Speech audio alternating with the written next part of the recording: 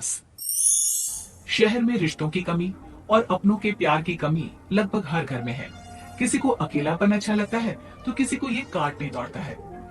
देखो राधा, तुम भले ही गांव की हो, लेकिन यहाँ शहर में सभी को साथ लाकर रखना पॉसिबल नहीं है। हाँ लेकिन प्लीज किसी को तो बोलो हम लोगों के साथ रहें। तुम सारा दिन ऑफिस और मैं घर पर पकती रहती हूँ। अरे तो किसी सहेली को बुला लिया करो, बातें कर लिया करो। किसको बुलाऊं? कब तक बुलाऊं? तुम सासू माँ को बोलो ना आकर यहाँ रहे। ठीक है, बात करता हूँ मैं उससे। रवि ऑफिस चला जाता है और अपने दोस्त से कहता है, यार बीवी ने माँ को शहर बुलाने की जिद कर रखी है। अब सोच रहा हूँ कि ऑफिस से दूर जाकर कहीं कोई घर ले लूं किराए में। अब 2 कमरे का मकान तो पास में महंगा ही पड़ेगा ना। पर यार गांव की लड़कियों को शहर शादी करके लाओ तो यही दिक्कत होती है।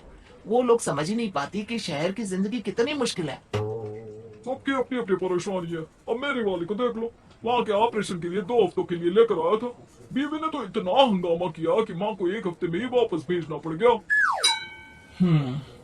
सोच रहा हूँ कि माँ को फोन करूँ और कहूँ कि आ जाओ। क्या पता सास की चिक चिक सुनकर वो भी माँ को गांव भेज दे। आखिर औरतें तो औरतें ही होती है ना। किसे सास के साथ रहना पसंद होगा। बात आई गई हो जाती है। राधा रवि के पीछे एक बार फिर पड़ जाती है। वो 210 वाली है ना? हाँ क्यों, क्या हो गया उसे? उसकी सास कल आने वाली है। बड़ी खुश थी कि वो अब दिन भर बच्चे को सास के पास रखकर घुमा फिरा करेगी। लेकिन हमारी तो किस्मत ही फूटी है। हमारी सास कब आएगी कि ये सुख हम भी ले सके। देखो मैं माँ से बात कर लेता हूँ, लेकिन माँ हमेशा के लिए कैसे आएगी? कोई और तरकीब सोचो ना। एक काम करो ना, मुझे गांव छोड़ दो, मैं चली जाती हूँ। कम से कम सास का सुख तो देख लूंगी। लेकिन ऐसा कहाँ हुआ कि कोई सास बहू एक साथ सुख से रहे। रवि तो जानता था सब, लेकिन करता क्या। पर कहते हैं ना, पति का दिमाग है, चलेगा तो सही। एक आइडिया आया है। क्यों ना मैं माँ की शक्ल सूरत का एक रोबोट लाकर दे दूं, जो राधा के साथ बिल्कुल सास वाला व्यवहार करे। मजा ही आ जाएगा। न माँ को लाने की झंझट, न सास बहू की किचकिच। रात को स्विच ऑफ करके अलमारी में पैक। बस फिर क्या था। अगले दिन जैसे ही घर की घंटी बजती है और राधा दरवाजा खोलती है, साथ में खड़ा होता है रवि और साथ में होती है रवि की माँ यानी कि राधा की सास।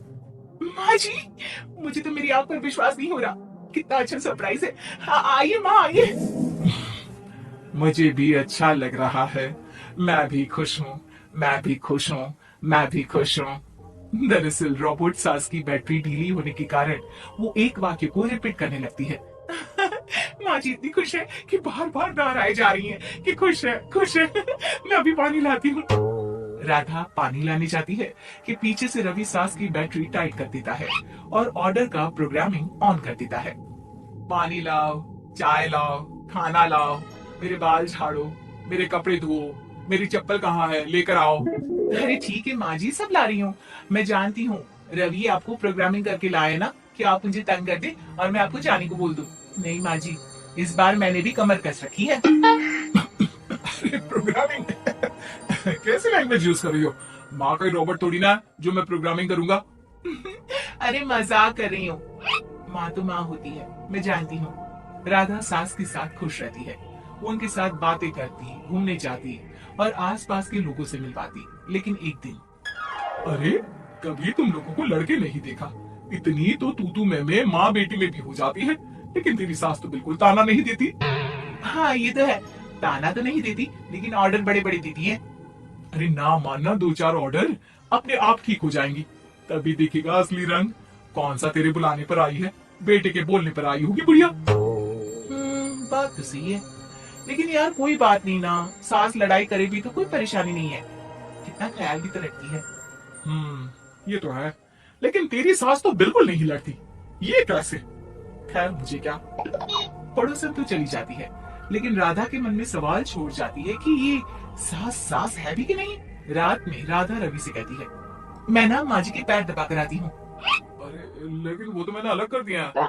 क्या क्या, कैसे, कहा? नहीं मेरा मतलब, कहा कभी माँ का पैर गांव में रहा करता था तो मैंने काट कर, मतलब माँ को शहर ले आया ना। ओ ओके ओके। रवि चैन की सांस लेता है कि चलो कुछ तो बहाना मिला, लेकिन कब तक। रवि रोज माँ के पैर दबाने के बहाने रॉबर्ट को कमरे में ले आता और डिसमेंटल करके रख देता। एक रोज, मैं आज माँ जी की कोई बात नहीं मानूंगी, देखती हूँ कैसे नहीं लड़ती। अरे ऐसी भी सास किस काम की जो खटर पटर ना करे। सास का डिमांड मोड ऑन होता है।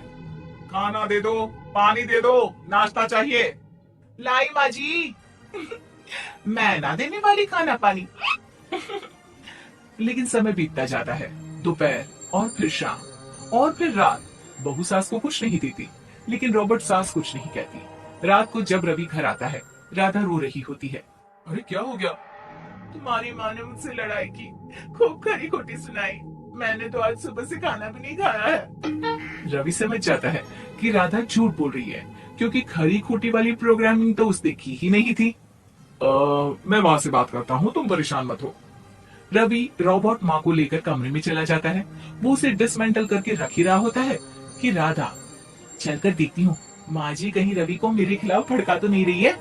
वो जैसे ही कमरे के अंदर जाती है, डर जाती है। सास के पुर्जे पुर्जे अलग थे। रवि, ये क्या है? ये माँ रॉबर्ट थी, तुमने ऐसा क्यों किया रवि?